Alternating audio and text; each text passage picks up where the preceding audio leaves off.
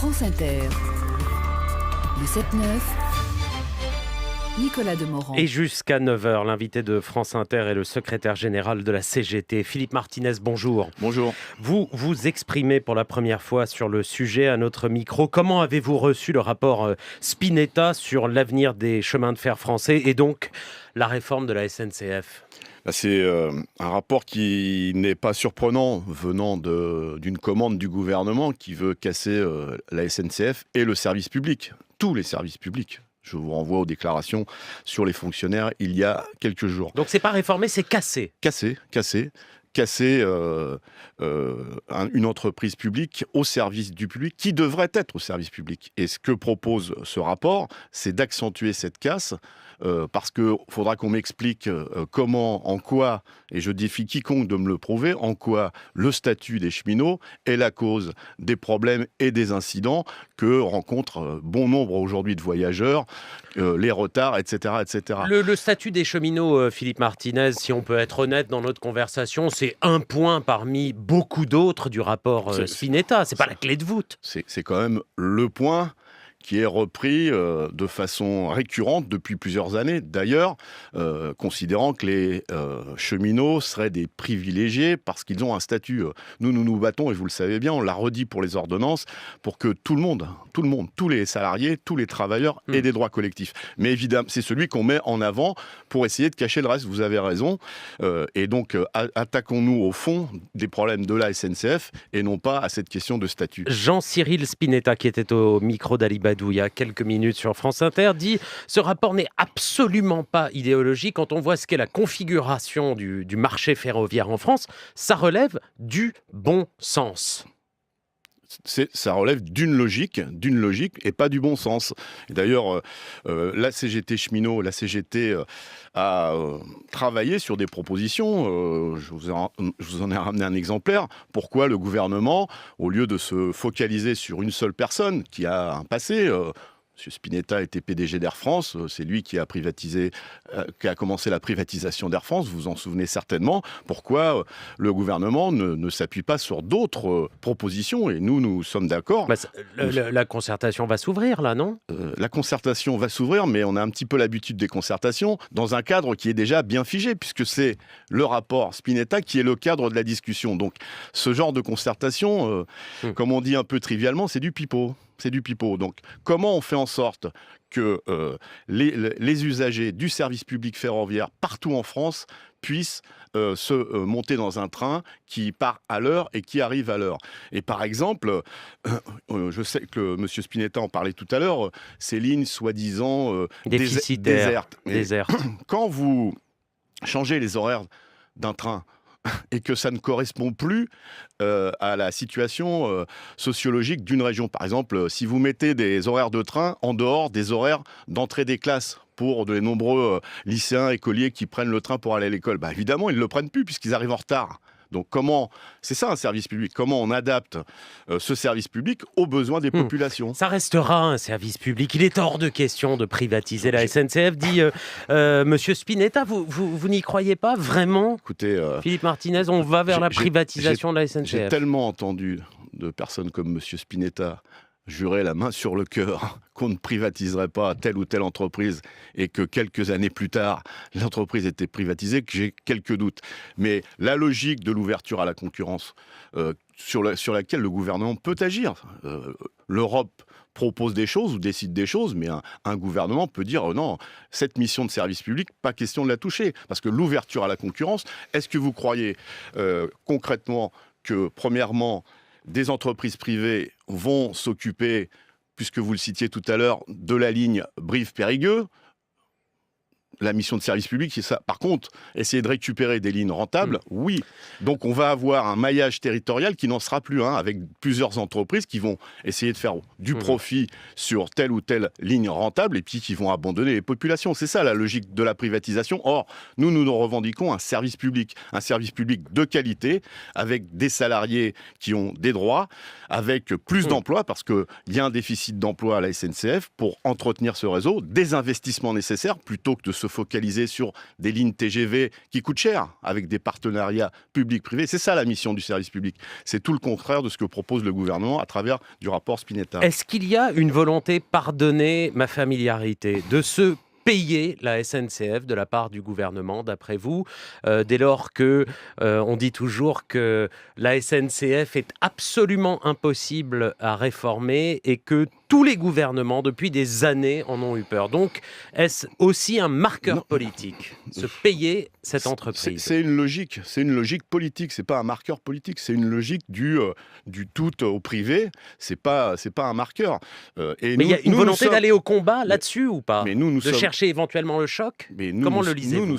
Nous avons des propositions pour réformer et améliorer le service public ferroviaire, voyageurs et fret.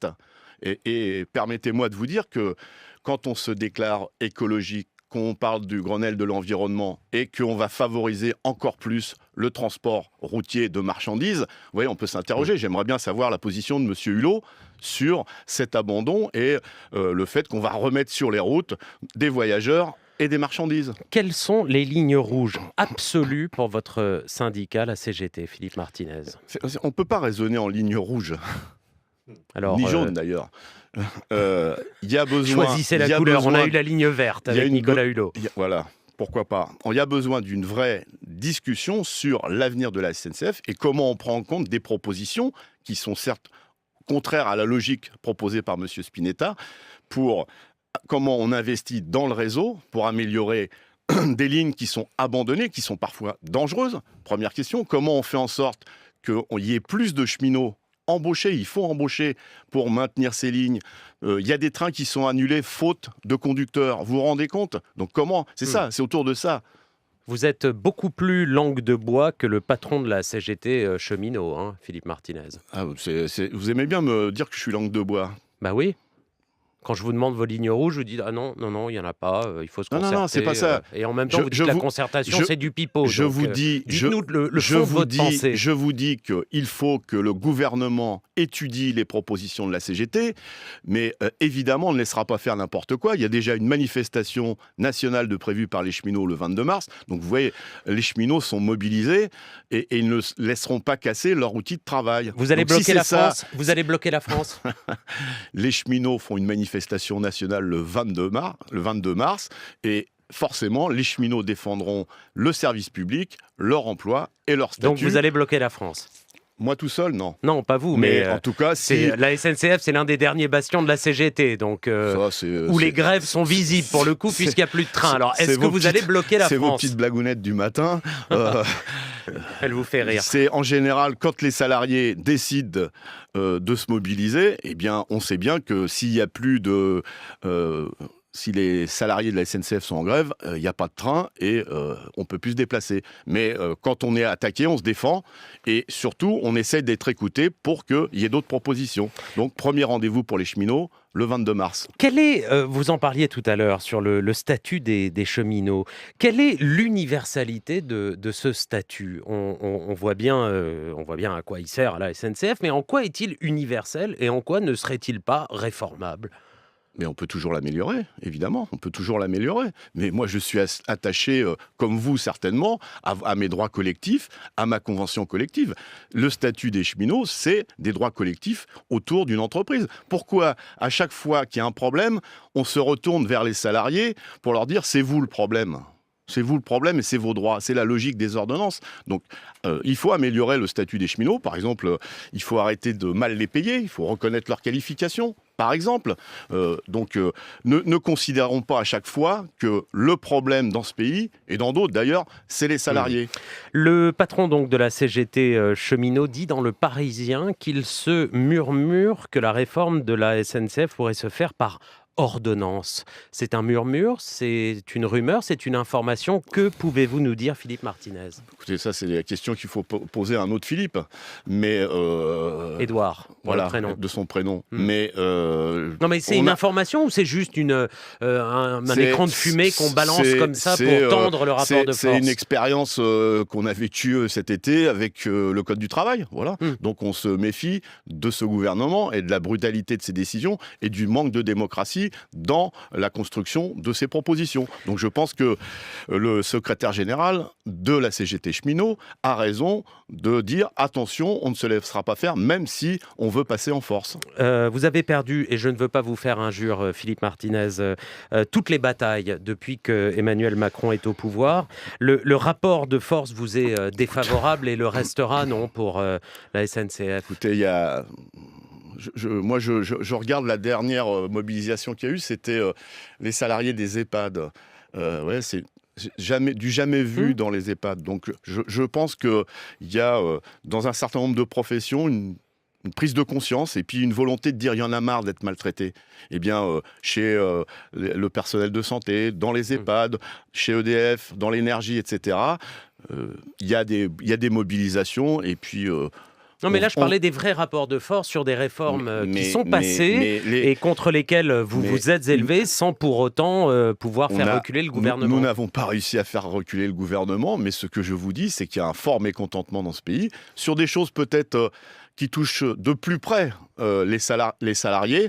Et il y a des mobilisations, reconnaissez avec moi, parce que je sais que vous êtes quelqu'un d'honnête, que la mobilisation du 30 janvier dans les EHPAD a été quelque chose d'historique, n'est-ce pas ? Une dernière question, elle était intersyndicale d'ailleurs, Philippe Martinez. Une dernière question, à qui appartient la SNCF ? À l'État actionnaire, à la CGT aux citoyens. Qui est puissante, aux citoyens ? Aux citoyens français, et ils ont raison d'être exigeants, ces usagers, d'avoir un service public ferroviaire de qualité, ne pas arriver en retard le matin, ne pas arriver sur le quai de la gare et voir que son train est annulé par manque de conducteurs du train, par exemple. Donc ça appartient aux citoyens de ce pays. C'est un bien commun. C'est un bien commun et il faut absolument le garder.